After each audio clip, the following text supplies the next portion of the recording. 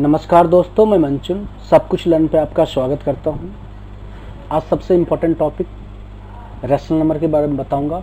ये क्लास 8 का चैप्टर 1 है मैथ्स का, ठीक है। ये फर्स्ट चैप्टर है, ठीक है, मैथ्स का क्लास 8 के लिए। और ये इंट्रोडक्शन की पूरी वीडियो है। आपको पूरी इंट्रोडक्शन समझ में आना चाहिए, तो ये पूरा वीडियो आप अगर देखते हैं तो पूरा आपको समझ में आ जाएगा, जिससे ये फ़ायदा होगा आपको कि आप आसानी से इस चैप्टर को कंप्लीट कर सकते हैं, ठीक है। शुरू करने से पहले मैं आपको बताऊंगा कि अगर रैशनल नंबर पूरा समझना है तो इस वीडियो को पूरा देखें, आधा बीच में ना छोड़ें, ठीक है। दूसरा, अगर अभी तक आपने मेरे चैनल को सब्सक्राइब नहीं किया है तो कृपया सब्सक्राइब कर ले, ठीक है। और ये चैनल को अपने दोस्तों के बारे में भी बताएं, ठीक है। चलिए स्टार्ट करते हैं।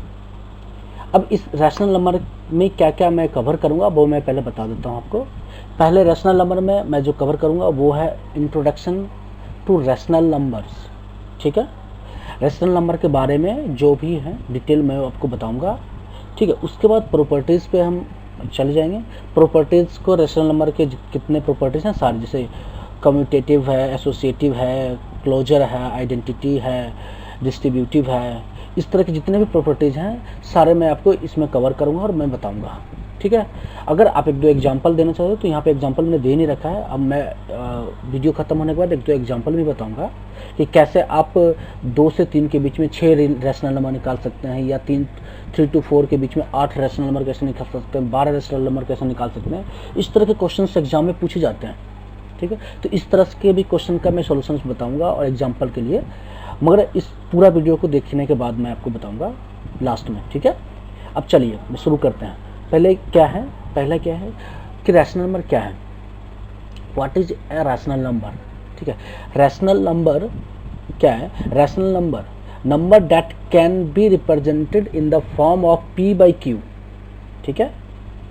Number that can be represented in the form of p by q where q is not equal to 0 are known as rational number, ठीक है। p by q के फॉर्म में रिप्रेजेंटेड हो और जो q है वो 0 नहीं होना चाहिए, ठीक है, इज नॉट इक्वल टू 0, ठीक है, known as rational number. Every integer is a rational number, जो भी इंटीजर होता है वो सारे रैशनल नंबर हैं, ठीक है। Rational number, the field of rational, दूसरा the field of rational numbers is usually denoted by the bold face Q, ठीक है। अब रैशनल नंबर का एग्जांपल देख लेते हैं। 2/3 is rational number, 3/4 is rational number, 8 is also rational number, 2 is also rational number, 3 is also rational number, ठीक है। अब रैशनल नंबर में आते हैं। The rational number Q are include the real number while themselves including the integer which is turn include the natural number, ठीक है। Rational number, real number include होता है रैशनल नंबर में, इंटीजर भी include कर सकते हो आप, और नेचुरल नंबर और रियल नंबर और इंटीजर तीनों मिला के जो होता है वो रैशनल नंबर होता है, ठीक है। ये मैं क्लियर आपको समझ में, इमेज में देख लीजिए। ये हो गया रियल नंबर, ये हो गया रैशनल नंबर, ये हो गया इंटीजर, ये हो गया नेचुरल नंबर, ठीक है। आई थिंक आपको समझ में आ गया। एक सिंपल सी बात है, p by q के फॉर्म में जो नंबर होगा, फ्रैक्शन के फॉर्म में जो नंबर होगा वो रैशनल नंबर होगा, बस। कंडीशन एक है कि जो q है, जो डिनोमिनेटर है, वो ग्रेटर देन 0 होना चाहिए, ठीक है, नॉट इक्वल टू 0 नहीं होना चाहिए, बस डिनोमिनेटर 0 नहीं होना चाहिए, बाकी सब कुछ ठीक है। p by q के फॉर्म में जो भी फ्रैक्शन के फॉर्म में होगा नंबर, उसको हम रैशनल नंबर कहते हैं, ठीक है। समझ में आ गया। चलिए आगे चलते हैं, प्रॉपर्टीज देख लेते हैं। कम्यूटेटिव प्रॉपर्टीज, ठीक है। कम्यूटेटिव प्रॉपर्टीज रैशनल नंबर में क्या एडिशन के साथ वर्किंग है, या सब्सट्रैक्शन के साथ वर्किंग है, या मल्टीप्लिकेशन के साथ वर्किंग है, या डिवीजन के साथ वर्किंग है या नहीं है, वो सारे चेक कर लेते हैं, ठीक है। चलते हैं 1 by 1। अब देखते हैं, मैंने यहाँ पे माना है a = 6, b = 2, C equal to 8 and D equal to 4। मैंने पहले वैल्यू डिफाइन कर दिया क्योंकि प्रूफ करने में आसानी होगा कि कम्यूटेटिव प्रॉपर्टी एडिशन के साथ वर्किंग है या नहीं है। ठीक है, अब कैसे होगा, अब प्लस करते हैं। ठीक है, पहले रैशनल नंबर निकालते हैं। रैशनल नंबर की क्या फॉर्म है, P बाई क्यू के फॉर्म में होता है, तो A बाई बी, ठीक है, प्लस फिर रैशनल नंबर, दूसरा रैशनल नंबर ऐड करेंगे तो C by D is equal to क्या होगा, C by D plus A by B. ये इक्वल है या नहीं है वो चेक कर लेते हैं। ठीक है, अब फॉर एग्जांपल चेक कर लेते हैं। यहाँ पे A by B plus C by D is equal to क्या होता है, 6 by 2 plus 8 by 4 is equal to 3 by 2, 3 plus 2 is equal to 5 दे रखा है, मैंने यहाँ पे लिख रखा है ऑलरेडी कैलकुलेशन करके।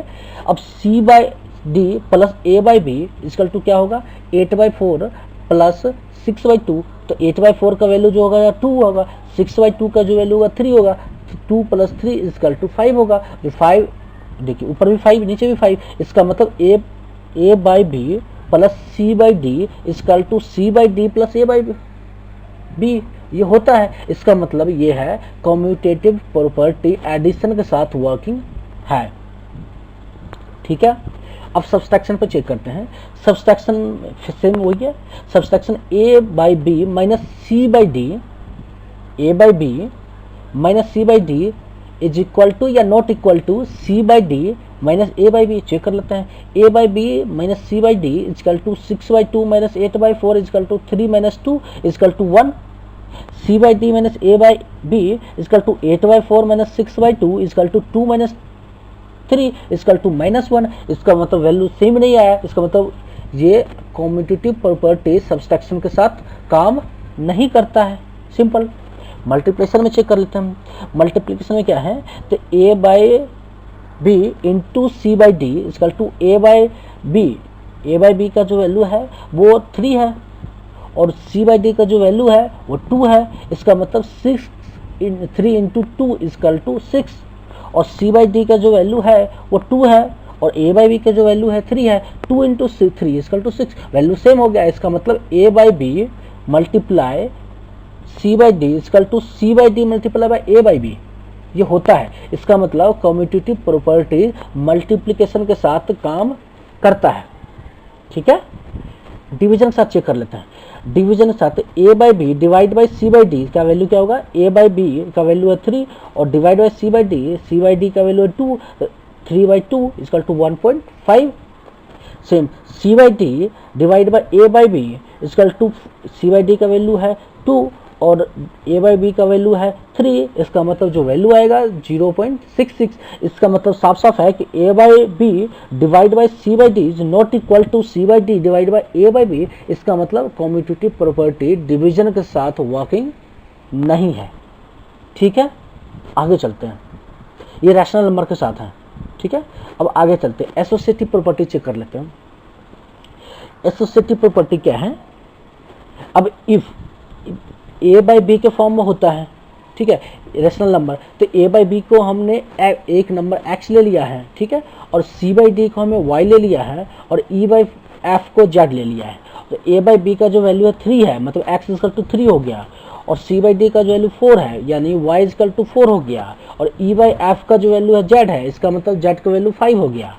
ठीक है, क्योंकि ये भी एक इंटीजर है, integer is also rational number. ठीक है, मैंने आपको समझने के लिए A बाई वी के फॉर्म में पहले से यहाँ पुट कर दिया है जो आपको आसानी से समझ में आ जाए। ठीक है, नहीं तो यहाँ पे थोड़ा सा घिचपिच हो जाएगा इसलिए। ठीक है, अब x plus Y plus Z ये ब्रैकेट में है। ठीक है, एसोसिएटिव प्रॉपर्टी ब्रैकेट होता है, तो x plus bracket y plus Z bracket बंद, ये इक्वल है x plus bracket x plus Y bracket बंद प्लस जेड के। अब चेक कर लेते हैं, x plus bracket y plus Z bracket बंद, तो 3 प्लस ब्रैकेट में क्या है y प्लस जेड, तो y ब्रैकेट 4 प्लस 5 ब्रैकेट का वैल्यू पहले क्लियर होगा, तो ब्रैकेट में क्या है 9 हो गया। 4 plus 5 is equal to 9, 3 plus 9 equal to 12। Same उसी प्रकार अगर यहाँ आते हैं तो 3 plus 4 equal plus 5 is equal to 7, 3 plus 4 is equal to 7 plus 5 हो गया 12। इसका मतलब x plus y plus x equal to x plus y plus जेड इक्वल टू वर्किंग, मतलब एसोसिएटिव प्रॉपर्टी एडिशन के साथ वर्किंग है।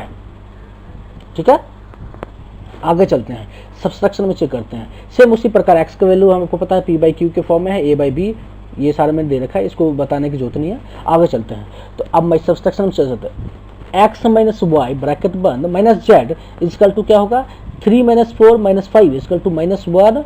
3 में से 4 गया तो -1 बचा, और -1 minus 5 is equal to -6।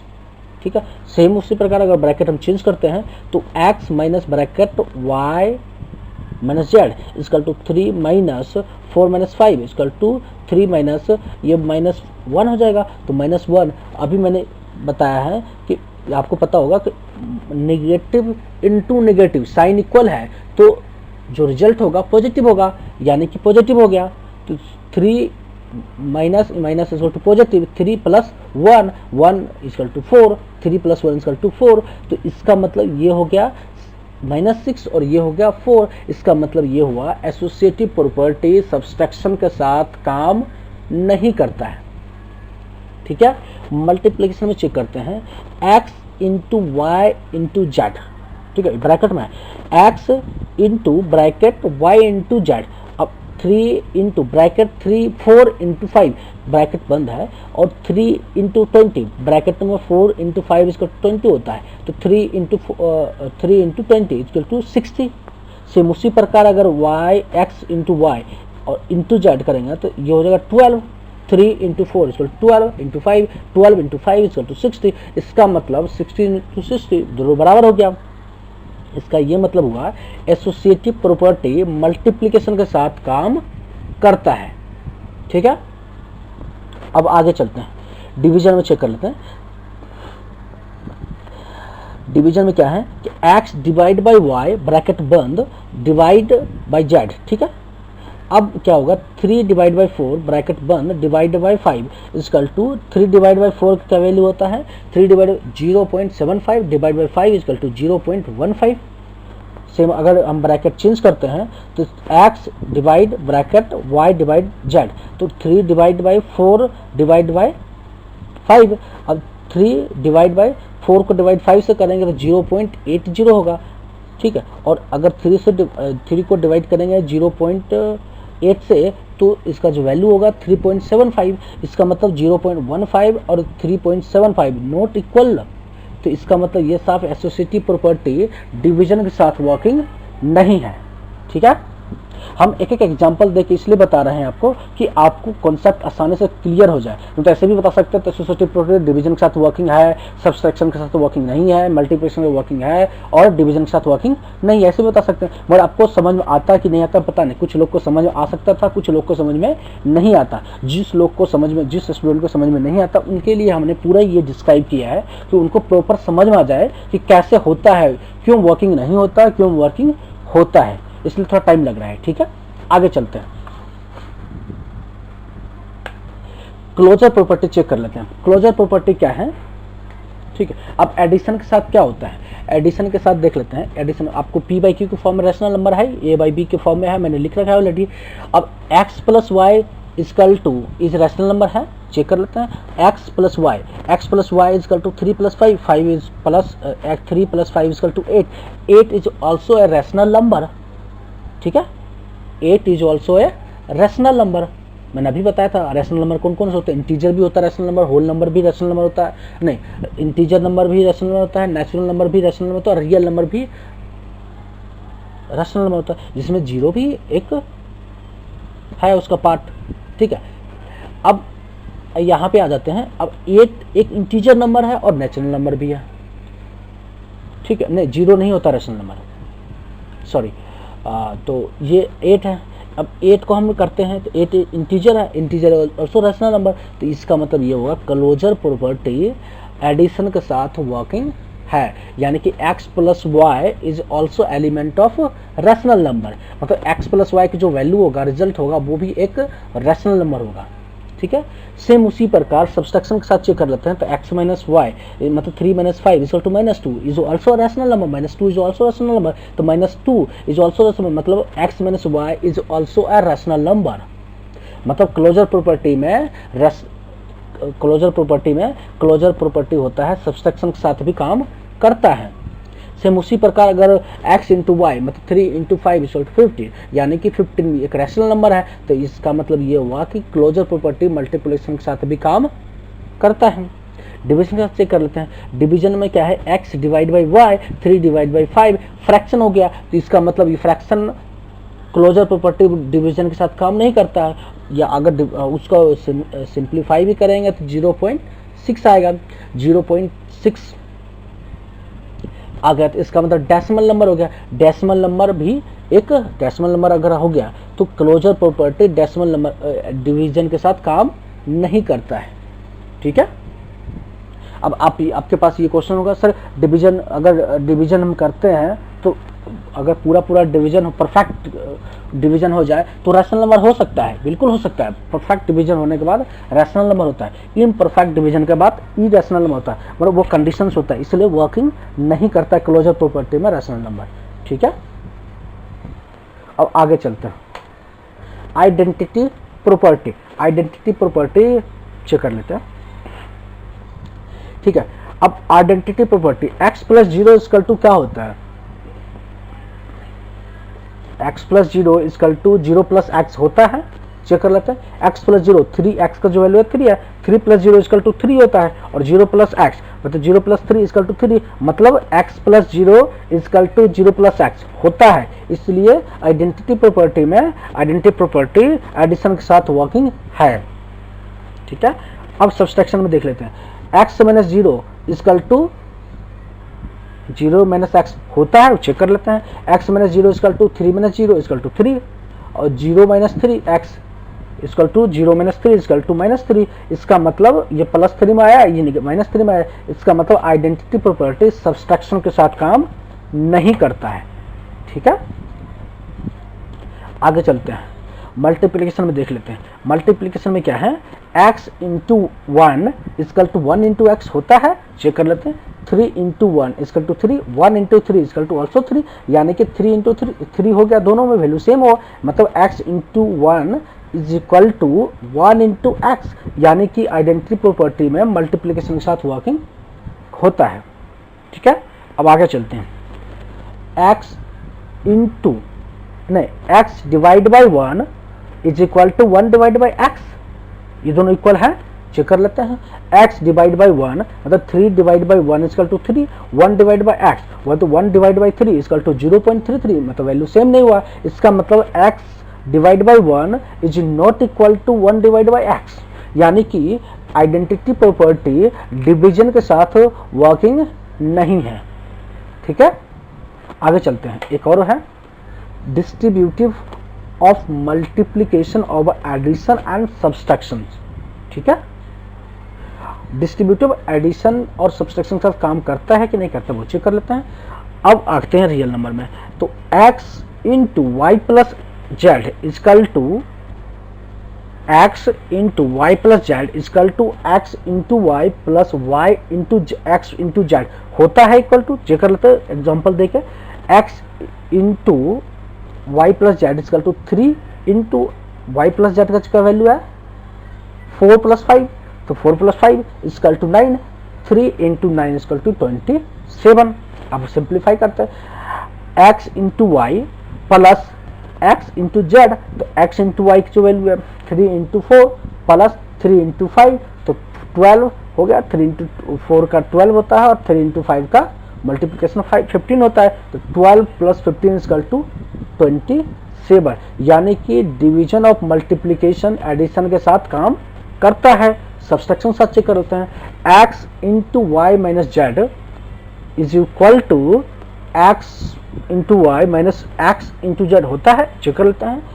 x into Y minus Z is equal to value put करते हैं, 3 into 4 minus 5 is equal to 3 into minus 1, अब माइनस 1, ठीक है,